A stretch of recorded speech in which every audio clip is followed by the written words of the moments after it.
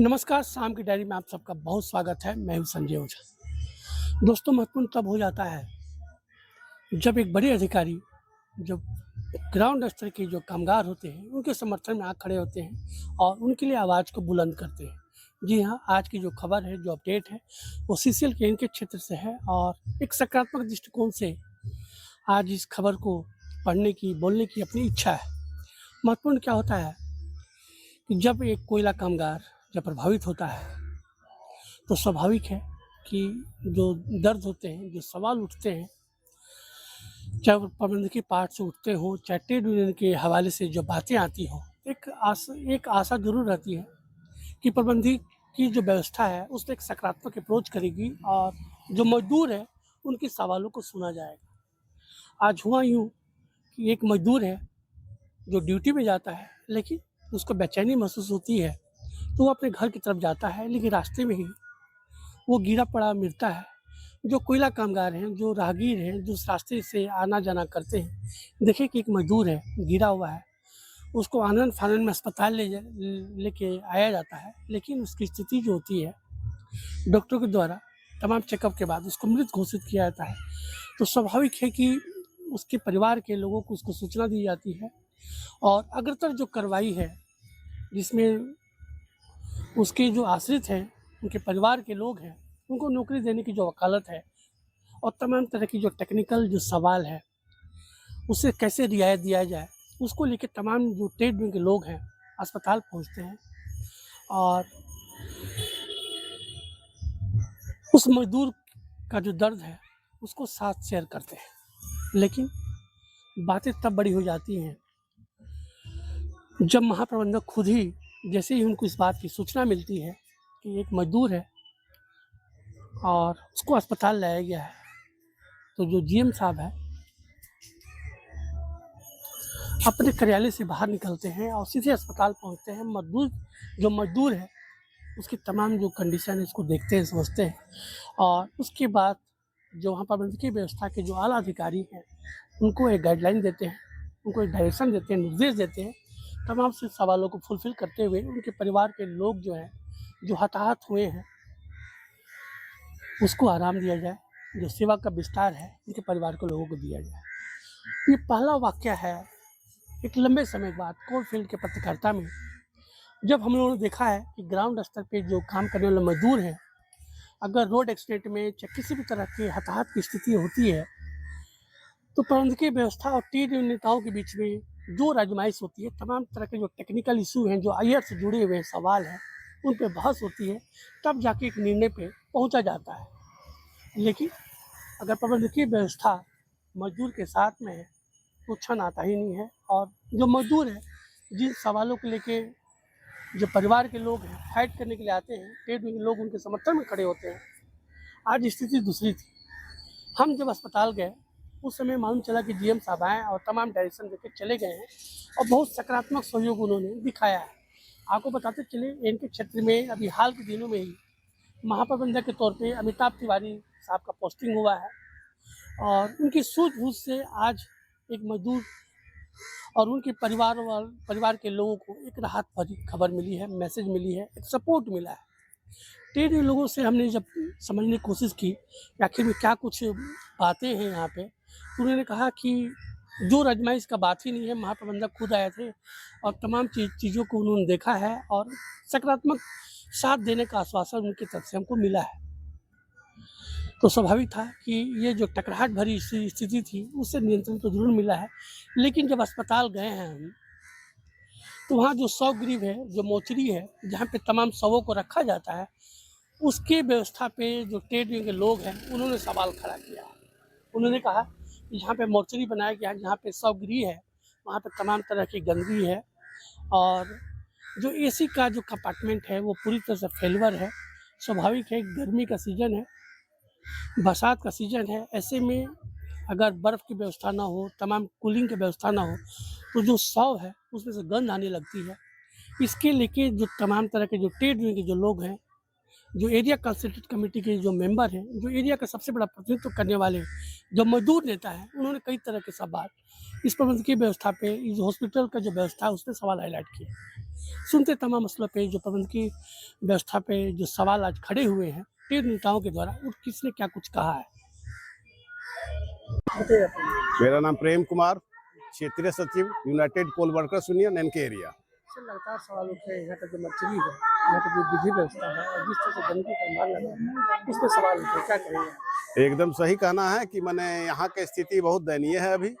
अभी जिस मजदूर का रामेश्वर गंजू का जो देहांत हुआ, वह चट्टी बरियातू का बालूमाथ के नज़दीक के रहने वाला था, और ड्यूटी करने के बाद जो है उसका तबीयत बिगड़ गया और देहांत हो गया। कुछ लोगों ने कहा, साथियों ने कहा कि उसको हॉस्पिटल लेकर के ही आ रहे थे, रास्ते में जो है से देहांत हो गया उसका। यहाँ से आने के रास्ता भी नहीं है। ये स्थिति अभी है कि पूर्णाडी से और रोहिणी से आने के बहुत खराब स्थिति है।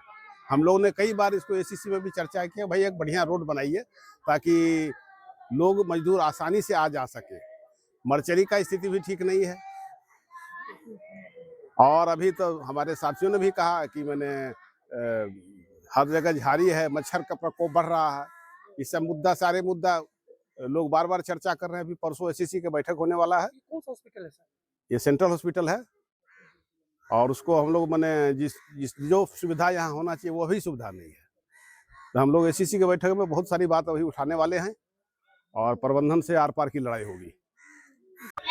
अस्पताल की जो व्यवस्था है, जो लचर व्यवस्था है, आपके कई साथी सवाल उठा रहे हैं।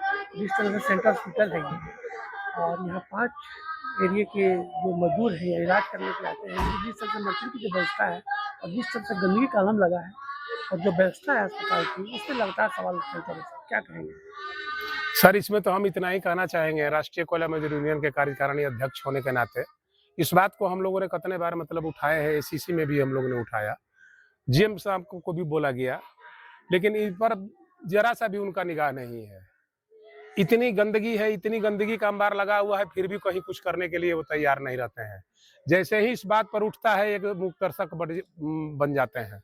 उनका एक ही रोना है कि फंड नहीं है। ये हॉस्पिटल जो है मगध, अम्रपाली, चंद्रगुप्त, संघमित्रा और पिपरवार क्षेत्र, इनके रजहरा सारे लोगों के कर्मचारी यहाँ पर रहते हैं, हर प्रोजेक्ट के कर्मचारी रहते हैं। उनका इलाज जो है सही सलामत से हो नहीं पाता है। दवाई का वैसा ही व्यवस्था है, जो डॉक्टर दवा लिखेंगे वो मिलेगा ही नहीं, दवा है ही नहीं। मूलभूत जो भी इसका सुख सुविधा है हॉस्पिटल का जो होना चाहिए वो नहीं है। मजदूर को जो मर्चरी में रखा गया है, वहाँ एसी नहीं चल रही। सर, उसमें हम इतना ही बोलेंगे कि आज से नहीं, विगत कई महीना से ही खराब है। उनका ध्यान आकर्षित किया जाता है, फिर भी इस पर ध्यान नहीं देते हैं। अब थोड़ा देर में उसका बदबू आएगा। अब बोल रहे हैं मैडम कि नहीं, सो हम बर्फ मंगाने के लिए भेजे हैं, पैसा दिए हैं। अब दिए हैं कि नहीं दिए हैं अब वो जाने, लेकिन अब मजदूर तो पड़ा हुआ है, ऐसे ही थोड़ा देर में बदबू आ जाएगा। ये लचर व्यवस्था हो गया है इनके एरिया के हॉस्पिटल का, विगत कई वर्षों से चल रहा है, लेकिन प्रबंधन के कान पर जू नहीं रेंग रहा है। की जो वर्तमान व्यवस्था है, जिस पर कई तरह के सवाल उठते हैं, क्या कहेंगे? हॉस्पिटल की व्यवस्था, ये सभी कर्मचारियों के लिए हॉस्पिटल बना है, और सभी कर्मचारियों का इलाज भी होता है। मैं प्रबंधन से मांग करना चाहता हूं कि एक छोटा सा मर्चरी जिसकी भी व्यवस्था सही नहीं है, उस व्यवस्था को अविलंब ठीक कराया जाए, और हॉस्पिटल का जो व्यवस्था है उसमें काफ़ी सुधार की आवश्यकता है। प्रबंधन को इस पर गौर करना पड़ेगा, गंभीरता से लेना पड़ेगा, ध्यान देना पड़ेगा, और यूनियन के सभी लोगों से भी मेरा आग्रह है कि इस पर गंभीरतापूर्वक विचार करके सेंट्रल हॉस्पिटल की व्यवस्था को अविलंब सुधार किया जाए। क्या शुभ नाम हुआ आपका? मैं गोल्डन प्रसाद यादव, जनता दल का सचिव, 6 क्षेत्रीय सलाहकार समिति के सदस्य, एनके डगरा। क्या कुछ हालात है यहाँ पे आपके साथ? देखिए, ये सेंट्रल हॉस्पिटल डकरा 4-5 एरिया को कवर करता है, और यहाँ आप देख सकते हैं कि हॉस्पिटल के अंदर, बाउंड्री वाल के अंदर में कितना झाड़ी उड़ी है। बरसात का दिन है, सांप उप का पूरा प्रचंड खतरा रहता है, और यहाँ हमेशा मरीज एडमिट रहते हैं। डॉक्टर का बिल्कुल अभाव है यहाँ। हमारे एक मार्की सर थे, उनका भी रिटायर हो चुका है। आज यहाँ पर देखा जाए तो एक मर्चरी है, मर्चरी भी काफ़ी दिन से ख़राब है, और यूनियन के द्वारा हमेशा ये बात उठाया गया है और इससे पूर्व गुप्ता साहब जीएम थे, उनको भी संज्ञान में दिया गया, लेकिन आज तक हालात सुधरा नहीं। यहाँ इतना बड़ा एरिया को कवर करने वाला एक क्षेत्रीय अस्पताल डकरा है, यहाँ 2 मर्चरी होना चाहिए, तो 1 मर्चरी की स्थिति भी सही नहीं है। जब भी अगर कोई डेथ केस इस तरह का होता है, जैसे आज रामेश्वर गंझू जी का डेथ हुआ, तो हॉस्पिटल प्रबंधक के द्वारा बर्फ लाने का, सिल्ली लाने का ये लोग योजना बना रहे हैं, अभी तक तो आया नहीं है। ये सुबह लगभग 10 बजे की घटना है और अभी तक ना बर्फ आया है, ना सिल्ली आई है, ना किसको दिए पता नहीं है। और मर्चरी काफ़ी दिन से ख़राब पड़ा हुआ है। कंप्रेसर 10-12 हज़ार खर्चा में, अगर कंप्रेसर अभी एक कोई अधिकारी से बात कर रहे थे तो बोला 10-12 हज़ार का खर्चा है। तो कंपनी की हालात इतनी ख़राब हो गई है कि एक 10-12 हज़ार का खर्चा करके भी एक मर्चरी ठीक नहीं किया जा रहा। ये तो बड़ा यहाँ के प्रबंधकीय व्यवस्था पे सवाल उठ रहा भाई जी।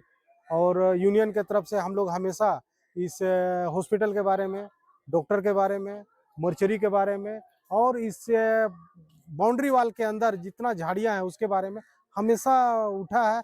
वेलफेयर का टीम आया है, यहाँ विजिट किया है, लेकिन जस का तस आज भी वही हाल। तो ये तो प्रश्न उठ रहा है भाई यहाँ के प्रबंधकीय व्यवस्था पे। यही बोल के मैं अपनी वाणी को विराम देता हूं।